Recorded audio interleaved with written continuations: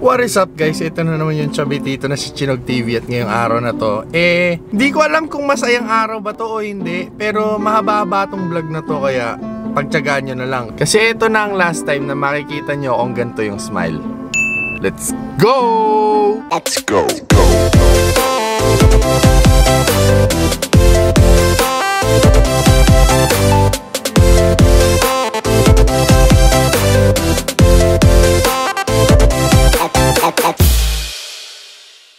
Isa kasi sa mga medyo ayaw ko sa mukha ko. Kasi alam ko naman pogi ako. Although semi-pogi lang, sakto lang. Hindi ako pangit, di rin ako sobrang pogi. Pero isa sa mga gusto kong baguhin or improve is yung ipin ko. Kasi kung mapapansin nyo guys, medyo parang iba-iba. Ito yung nakikita ko sa TikTok, yung mga naka-smile. Ang gaganda ng ipin eh. So gagawin natin ngayon is papaayos natin yung teeth natin into a better smile. So, tara, samahan nyo kami. So, dito na tayo ngayon sa Mendoza Flores Dental Clinic. At ayun na sila, Doc. Hello po. Yan. Susot lang ako ng pipi! So, Doc, anong gagawin sa ipin? Bali, yung dalawang ngipin mo sa harap, bubunutin natin yan. Dahil matagal na siya nakakrabat, umuuga na siya. So, para mas maging maganda, gagawa tayo ng 6 units na porcelain, yung IMAX. Ano yung anim, Doc? Mula dito po sa pangil, tapos yung bubunutin natin, tapos yung sa harap na dalawa, tapos yung bubunutin ulit na isa, tapos yung pangil. So, 6. Anong tawag, Doc? Fixed bridge. Fixed bridge. Bala ang gagawin natin ngayon? Bunot po muna. Tapos, pahinga tayo ng mga ilang days or kung aabot ng isang buwan para mag-heal muna. So, para kapag naggawa na tayo ng bridge, hindi bababa agad yung bone. So, walang papasok na mga pagkain dun sa loob ng gums. okay. Isang buwan po akong hindi ngingitin. May face mask naman, sir. So, okay lang yun. 1 month tayong walang ngitian, guys! Sige, para pumogi tayo, game! Guys, may timer pala yung anesthesia. Pag naubos daw yan, pupogi na ako. May masakit ko, sir. Wala naman. Walang suko. Kaya naintindihan niya sinasabi ko. Ay, higak naintindihan niya sinasabi ko eh. Ah! Ito yung jack. Ito yung poste na ginawa sa'yo dati. Kaya umuuga na siya. Sabi mo, di ba nakaangat na yung... Mag-start na tayo ng tooth preparation for 6 units IMAX. Ready ka nang ma-anesthesiahan ulit? I was born ready. Matapang na. Ilang ipin ang gusto mong anesthesiahan natin agad? Lahat? Lahat na, sabay-sabay? Hindi ko alam. Para isang tusukan lang, Dok. Isang tusukan lang ba yun? O hindi? Dalawa. At least gitna nila. Dito. Pero bali 4 kasi harap at likod. Siya ulit. I'm amazed. Eto, paano tatanggalin to, Dok? Susungkitin lang. Madali naman siya matanggal. So, bawal ako ngayon kumain ng sobrang tigas, opo. Kasi mababasag yung temporary crown. Ano bang mangyayari? Yung crown, bali kung ano yung sukat ng original mo. Ayun lang din. Iyaan pa rin, ganun din. Kasi, gara mas maliit yung pangil mo dito compare dito eh. So, ang mangyayari ngayon, pag kinabit na yung totoo, pantay-pantay na. Parang na ang Jericho Rosales yung meeting. Sobrang laki kasi sa harap mo eh, no? So, magpapantay-pantay na siya, Doc, pag kinabit na yung totoo. Mala Jericho na ako na yun. Pero toothbrush, Doc, normal lang? Oo, normal pa rin. Pag-brush siya kasi huwag masyadong madiin, baka mabakbak yung temporary lang. Okay. So, in 3 to 5 days, may ipin na ako. Wala na kayong maiaasar sa akin. Thank you, Doc. Thank you po. 3 days later. So guys, last appointment sa pagiging bago ng smile natin. Bagong gupit talaga si Sir eh, pinagandaan Yan. Nag-ahit din. At yan, Doc, para mamaya isang buong maganda lahat. Hindi naman, mamaya sabihin nila ang ganda ng ipin ko tapos ang dumi ko, di ba, Doc?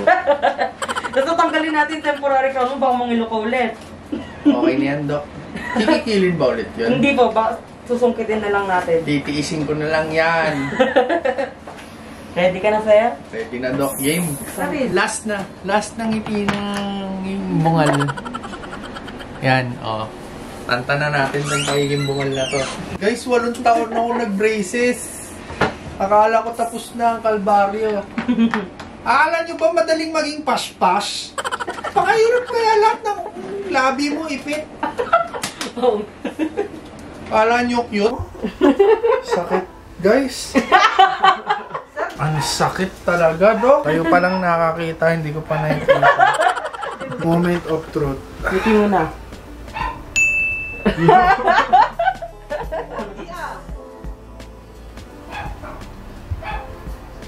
Aba! Kumabi ka na dyan, Lloyd.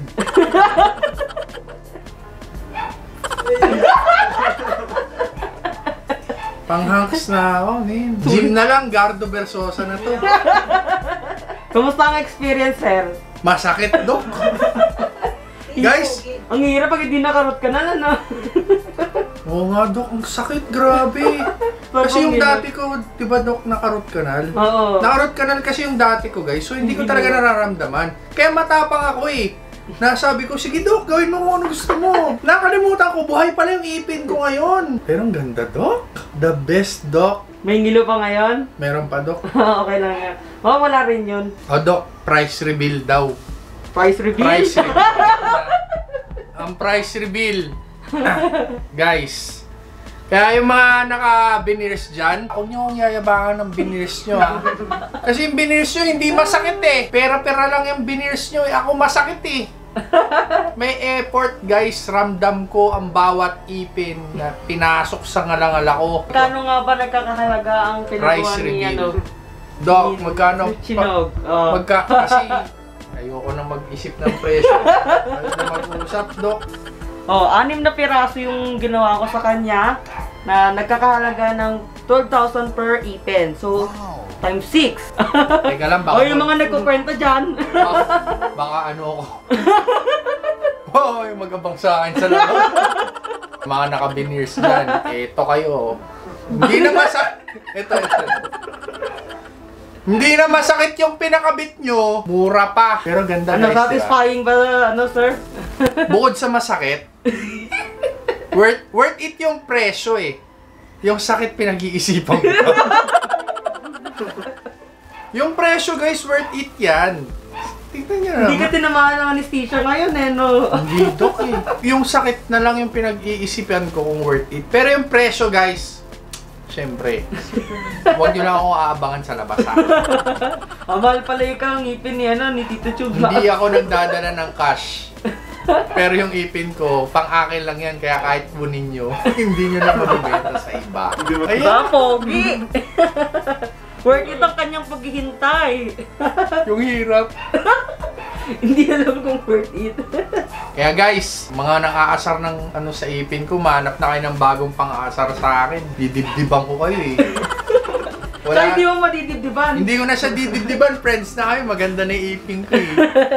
Guys, sa mga Santa Maria, Bulacan, and kung malapit-lapit din kayo sa area, dentist ko, Mendoza Flores Dental Clinic. PM nyo lang sila sa Facebook, check nyo na lang sila. Tapos, follow nyo sila, PM nyo. And kung di kayo takot sa sakit, kagaya ko, go guys. Marami pang ginagawa dito, braces, veneers, lahat, Dok, di ba? Opo. Pati yung puso mo, subukan natin pa porcelain. Baka kaya. Guys, thank you po. we meet again. Our new vlogs with my new teeth. This is your Chubby Tito. Saying goodbye and kita tayo again next time. Bye-bye!